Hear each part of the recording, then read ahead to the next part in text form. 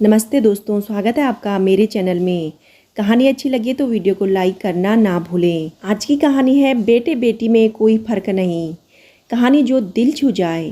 शीतल एक बहुत ही अच्छे परिवार की लड़की थी। उसके परिवार में उसके मम्मी पापा और एक भाई और एक बहन थी। उसकी पहली तनख्वाह मिलने की खुशी में अंतर मन तक भीग गई थी वह। शीतल आखिर कितने सालों की मेहनत के बाद यहाँ तक पहुँची थी। वह ऑफिस से सीधे मार्केट गई। घर पहुंचते ही उसने खुश होकर सबको इकट्ठा कर लिया था और उसने अपनी छोटी बहन को कहा, यह तेरे लिए है। मेरी पहली तनख्वाह से खरीदा हुआ उपहार पहला पैकेट उसने छोटी बहन की ओर बढ़ाया। दोनों के चेहरे पर बहुत ही ज़्यादा खुशी थी। दूसरा पैकेट छोटे भाई को देते हुए उसके चेहरे पर खुशी के साथ जिम्मेदारी वाला भाव भी नजर आया। तीसरा पैकेट पिताजी को दिया और कहा, आपने मुझे इस लायक बनाया कि मैं आज आपके लिए कुछ खरीद सकी हूँ। पापा, आपके सहयोग, आशीर्वाद और स्नेह के बिना मैं कुछ नहीं। यह मेरे प्यार की छोटी सी भेंट स्वीकार कीजिए। पिताजी, उनकी आंखों में आशा और स्नेह के दीप जल उठे और आखिरी में शीतल ने अपनी माँ की ओर हाथ बढ़ाया और एक पैकेट उनकी ओर बढ़ाया ही था कि माँ ने एकदम से पीछे हटते हुए कहा, नाना बेटा, हमें तेरी कमाई खाकर अधर्मी नहीं बनना है। तेरा पैसा इकट्ठा होने दे, तेरी शादी में तुझे ही दे देंगे, हमें कुछ नहीं चाहिए।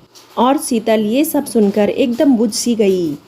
फिर उसने अपनी माँ का हाथ पकड़ा और सीधे उनकी आंखों में देखा और कहा, माँ, एक बात बताओ, यदि आपको पहला बेटा होता और आज वह कमाने लायक होता तो आपको ज़्यादा खुशी होती ना?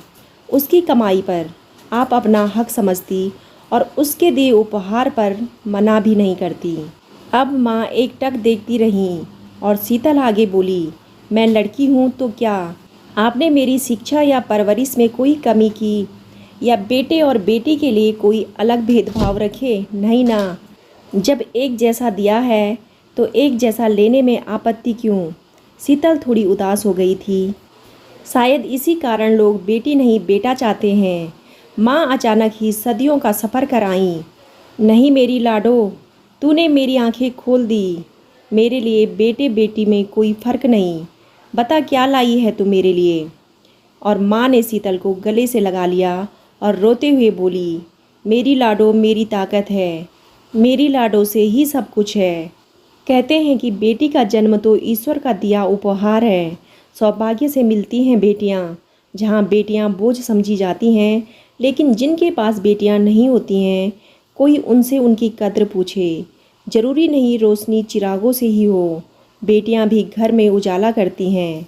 दोस्तों, आपको कहानी कैसी लगी कमेंट करके ज़रूर बताइएगा। कहानी अच्छी लगी हो तो वीडियो को लाइक, शेयर और चैनल को सब्सक्राइब करना ना भूलें। कहानी सुनने के लिए आप सभी का तहे दिल से धन्यवाद।